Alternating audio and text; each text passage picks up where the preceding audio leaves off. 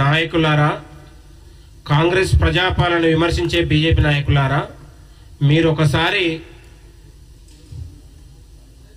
ఎర్రగడ్డ పిచ్చాసుపత్రి దగ్గరికి వస్తే మీ మానసిక పరిస్థితిని ఒకసారి డాక్టర్ల దగ్గర చూపిస్తాం, మీరు సిద్ధంగా ఉండండి అని కూడా నేను హితవు పలుకుతా ఉన్నాను.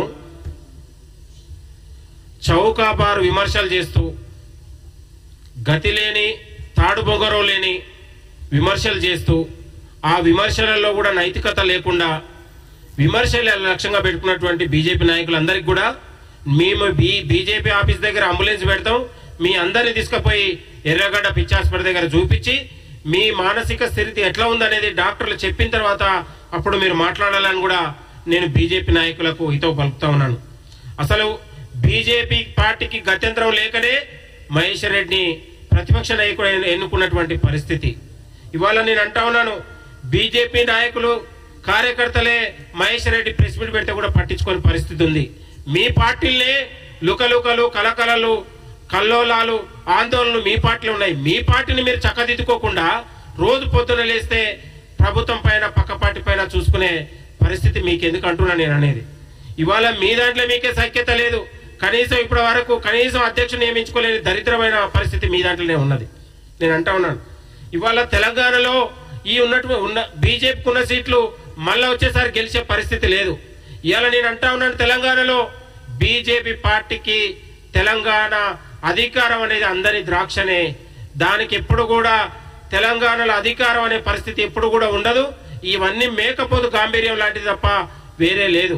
నిత్యం బీజేపీ నాయకులు పేపర్ల కోసం టీవీల కోసమే తప్ప విమర్శలు తప్ప ఏ ఒక్క రోజు కూడా ప్రజల సమస్యలు తీసుకొచ్చి ప్రభుత్వం దగ్గరికి ఏ ఒక్క రోజు కూడా ప్రజల సమస్యలు తీసుకురాని పరిస్థితి ఉంది. నేను అంటున్నాను, తెలంగాణలో వచ్చే ఎన్నికలు బీజేపీ పార్టీ కనీస డిపాజిట్ కూడా రాదు. మహేశ్వర్ రెడ్డి అనేటోడు అది కాంగ్రెస్ సీటే, కాంగ్రెస్ గెలవాల్సిన సీటే. కొంత ఏదో ఉన్నటువంటి దాంతోనే ఆ అదృష్టం ఇంకో దాంతో బయటపడ్డాడు తప్ప ఇంకో వచ్చేసారి గెలిచే పరిస్థితి లేదు మహేశ్వర్ రెడ్డి కూడా. కాబట్టి మహేశ్వర్ రెడ్డికి తాడు బొంగరం లేని నాయకుడు, కనీసం అవగాహన లేని నాయకుడు, రోజు విమర్శలే లక్ష్యంగా కేవలం ఆయన పోతే బీజేపీ ఆఫీస్కి ప్రెస్ మీట్ కోసం తప్ప ఏ ఒక్క రోజు కూడా ఆయన పార్టీ దాని గురించో ఇంకో దాని గురించో పోని పరిస్థితి. ఇంకొకటి మాట్లాడుతూ ఉన్నాను, 8 మందిని ఎంపీ సీట్లు ఇస్తే 2 కేంద్ర మంత్రులు ఉన్నారు. మరి తెలంగాణకు మీరు తీసుకొచ్చింది కనీసం డిగ్రీ కాలేజో ఇంటర్ కాలేజో లేకపోతే కనీసం ఏదైనా స్కూల్ అన్నా తీసుకురాగలిగిరా ఇంతవరకు అంటున్నాను. పార్లమెంట్ సమావేశానికి హాజరు కాని దద్దమ్మలు ఇవాళ ప్రభుత్వం గురించి మాట్లాడతారు. కనీసం మీకు ప్రజలు బాధ్యతగా గెలిపిస్తే మీరు కనీసం పార్లమెంట్ సమావేశానికి కూడా పోకుండా మీకు ఇచ్చినటువంటి శాతం 0 వచ్చింది. మీకు ఎంపీలకు కనీసం తెలంగాణ సమస్యలు పార్లమెంట్ లో మాట్లాడని ఈ దద్దమ్మలు ఇవాళ పార్టీ గురించి మా పార్టీ గురించి ప్రభుత్వం గురించి మాట్లాడతారు. మీరు బాధ్యత లేని నాయకులు, బాధ్యత మీకు ప్రజలు ఇస్తే దాన్ని విస్మరించినటువంటి నాయకులు. ఇంకా నేను మీకు అందరికీ ఒక సామెత చెప్తా. ఈ మధ్య కాలంలో మా దోస్తు గారికి ఒకరికి ఉబ్బసం ఉంటే నేను ఒక రోజు వాడికి ఒక గాడిద పాలు కావాలంటే నేను రోడ్డు మీద ఒక ఆయన గాడిద పాలు అమ్ముతుంటే మా దోస్తు గారిని తీసుకొని పోయినా. ఆ దోస్తు గారిని పోతే ఆ గాడిదను అమ్ముకునేట ఆయన ఉన్నాడు, పక్కనే వాడు పుట్నాలు అమ్ముకునేట ఆయన కూడా ఉన్నాడు. ఆ పుట్నాలు అమ్ముకునేట ఆయనేమో పాప ఈ బీజేపీ నాయకుల పోస్టర్లు మడత పెట్టుకొని పుట్టాలు అమ్ముకుంటుండు. పుట్టాలు అమ్ముకుంటుంటే నేనేం చేసినంటే ఈ గాడిద పాలు అమ్మేట ఆయన గాడిద ఈయన యజమాని వైపు చూడకుండా ఆ పుట్నాలు అమ్మే వైపు చూస్తుంది.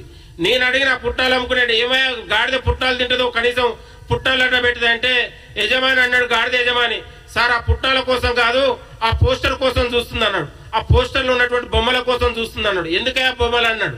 సార్ మా గాడిద కొంచెం నీతివంతమైంది, కొంచెం నేను యజమాని కాబట్టి రోజు నాకు పాలిస్తుంది విశ్వాసంతోనే, కానీ నాకంటే అద్దెగాడిద ఉంది, ఆ అద్దెగాడిద కనీసం నమ్ముకున్న వాళ్లకు కనీసం మేలు చేయది కాబట్టి వాళ్ళకంటే నేనే బెటర్ అనేది మా గాడిద అంటుంది అనేది.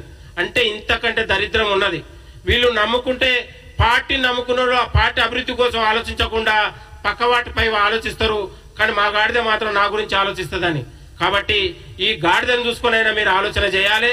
కాబట్టి తెలంగాణలో మీ స్థాయి ఏందో మీ భవిష్యత్ ఏందో నిర్ణయించుకోవాలి. పొద్దున్న లేస్తే ప్రభుత్వం పైన విమర్శలు చేసే వాళ్లకు కనీసం నేను మళ్ళీ సవాల్ చేస్తా ఉన్నాను, ప్రజలే మిమ్మల్ని తరిమి కొట్టే రోజులు వస్తాయని కూడా ఈ సందర్భంగా గుర్తు చేస్తా ఉన్నాను. 26 రాష్ట్రాల్లో ఇవాళ ఇండియన్ ఇన్స్టిట్యూట్ ఆఫ్ మేనేజ్మెంట్ ఉంటే తెలంగాణలో లేదు. దాని గురించి మాట్లాడండి.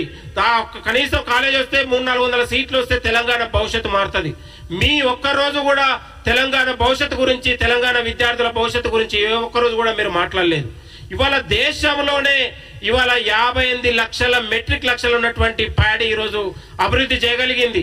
తెలంగాణలో దేశమే ఇవాళ తెలంగాణ రాష్ట్రం వైపు చూసే విధంగా ప్యాడీ అభివృద్ధి చెందింది.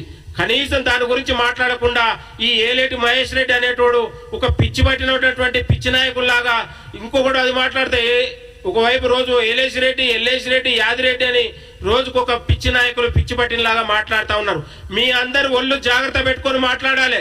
ఇవాళ కాంగ్రెస్ ప్రభుత్వం ప్రజలకు జవాబుదారిగా ఉంది, నిత్యం ప్రజల కోసం ఆలోచిస్తూ ఉంది. ఇవాళ మంత్రులు, ముఖ్యమంత్రి గారు నిత్యం ప్రజల కోసం ఆలోచిస్తూ ఉన్నారు.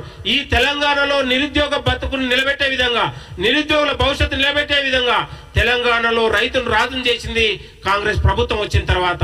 ఒకవైపు అన్నదాతలు ఆత్మహత్యల పాలై, నిరుద్యోగులు ఆత్మహత్యల పాలై 10 ఏళ్ళు తెలంగాణ అన్నమోరు రామచంద్ర ఉన్నటువంటి తెలంగాణను ఇవాళ సంక్షేమ దిశగా, ఇవాళ పాలన దిశగా, ప్రజలు గర్వించే దిశగా, ప్రపంచమే తెలంగాణ వైపు చూసే విధంగా ఇవాళ దావోస్ అయినా జపాన్ అయినా తెలంగాణ భవిష్యత్తు కోసం ప్రభుత్వం ఆలోచన చేస్తా ఉంది.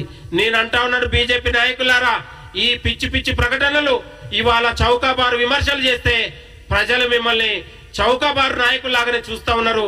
అది మీరు యాది పెట్టుకోవాలని కూడా నేను ఇతో పలుకుతా ఉన్నాను.